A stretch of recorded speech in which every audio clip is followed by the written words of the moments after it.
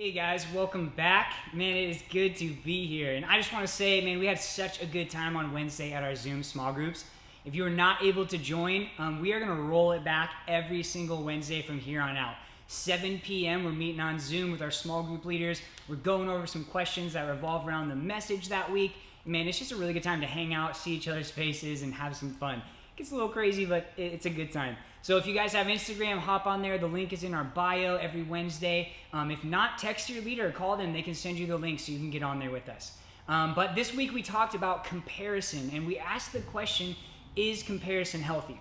Now, comparison is one of those things that we do every single day, so it comes naturally. And right now, as we're sitting at home in quarantine, scrolling through social media, watching YouTube videos, it is so easy to get caught up in the comparison game. Looking at people's houses, at their toys, at their hair, or their looks, whatever it is, and wishing that, man, we had that. But comparison can be good and it can be bad, is one of the things we talked about. So like I said, we do it every single day. Last night, when you decided either to go to bed early or to stay up late, you compared those options to see which one was better for you. Do you stay up and watch that season of Netflix you were waiting for? Or do you go to bed early and maybe get an early start in the morning? And then the next day you had a question to ask too. Do you wake up early or and eat breakfast, right? That's a good benefit of that. Or do you sleep in late because you stayed up late the night before? We put things together and we compare them to see which one is the best option. And so it comes super naturally to us because in that sense, it is good, right? It helps us make the better choice. Like for example, I just bought my wife a car because we had a baby, right? And I didn't just go out and buy the first car that I saw because it was there and why not? Right, we looked at a bunch and we compared their prices, how many miles they had on them, the size, the color, if we liked how it looked, all that stuff. And then we eventually chose one because we thought it was the best option for us. So comparison can be good when we're deciding between things.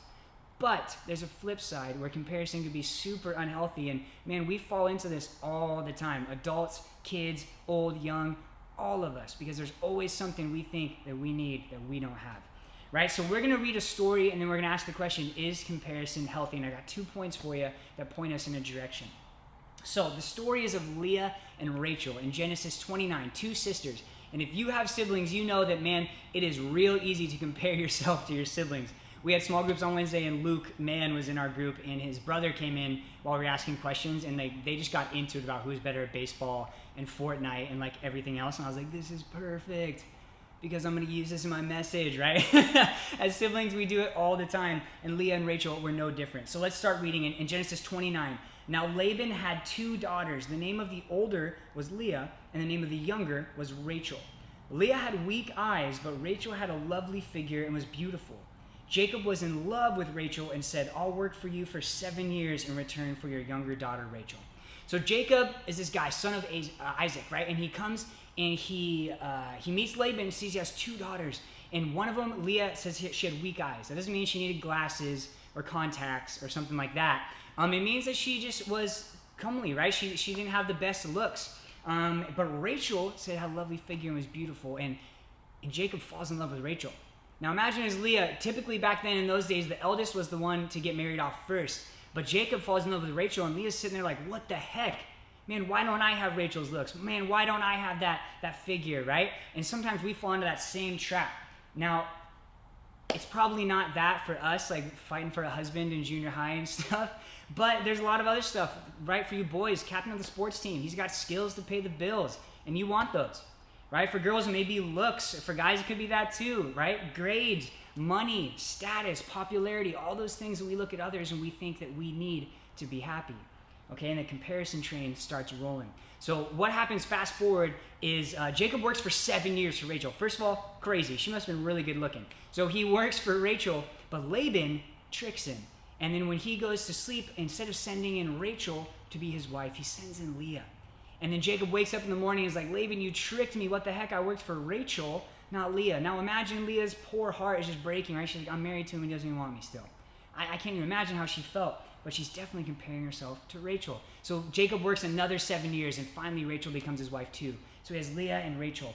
And what happens is God looks on Leah and Rachel, and he decides to give Leah children and not to give any to Rachel, right? Now the table has turned, as it always is, right? Now Rachel's looking at Leah like, man, you have kids, I want kids. Why don't I have kids?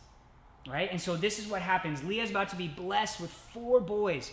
4 boys. And as a father, man, I can tell you that having kids is the biggest blessing on planet Earth.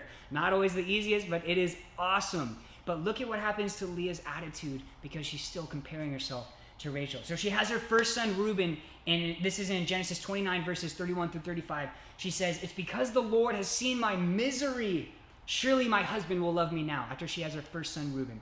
Doesn't even care about him. She says, "I had a kid because God thinks I'm miserable, and now my husband will notice me." Wrong attitude, Leah. She has her second son, Simon, and it says, "Because the Lord heard that I'm not loved, he gave me this one too." Doesn't even say his name, right? This one too. Okay, bad attitude, Leah. And then she has her third son, Levi, and she says, "Now at last my husband will become attached to me because I have borne him 3 sons." Right? She misses the blessing that God has given her of these 3 kids and is only focused on the thing that Rachel has that she doesn't.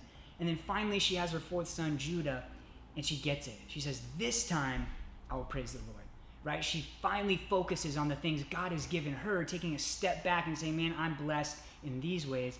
Maybe she's blessed in those ways, but I got it pretty good." She says, "I'm going to praise the Lord." And if you guys know how the Bible, later on, the tribe of Judah is where Jesus came from, his own lineage. So man, she had a huge impact on the world as we know it by creating that line that Jesus would eventually come from, because God gives us strengths and talents and abilities and blessings for a reason.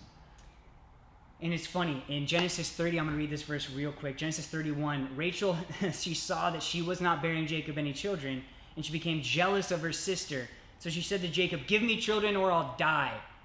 A little dramatic, Rachel, okay? But see, the table turns. There's always something someone else has that we want, comparison. So I'll ask you again, is comparison healthy? And one of the things, the point 1 that I want you to get, is that when we compare things, that's good, helps us make a better choice. But once we start comparing ourselves, that's the key. Comparing ourselves to others, we start down a very unhealthy path.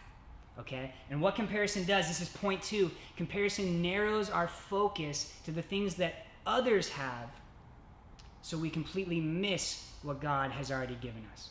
We're so focused on what others have and how we want it and we deserve it that we completely miss the things that God has given us, and we aren't able to lean into those and move forward with those. And you guys, it's funny because if you're an artist, you probably look at athletes and you're like, "I wish I was more athletic." But those athletes are looking at your drawings and painting and saying, "Man, I wish I could draw," right? "I wish I could color." If you're outgoing, you look at introverts and you're like, "Man, I wish I could just sit inside and not feel like I have to go meet people and have to do things." Introverts are looking at outgoing people and saying, "Man, I wish I could talk to people easier."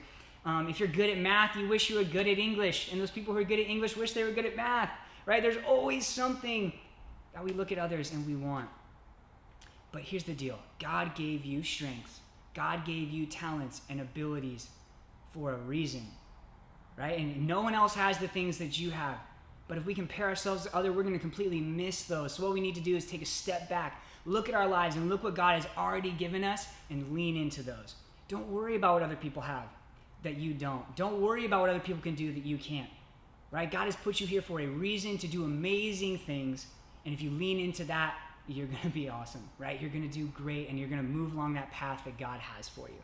So guys, that's it for comparison. Remember those 2 points, right? Things good, comparing ourselves to others, bad, right? Don't narrow your focus. What we're going to talk about next week, man, as we're going through this COVID thing, I've been watching the leader devos, and all of them like persevering through trials and getting through this tough time, which is amazing. And so I want to ask the question, is there a point to trials, right?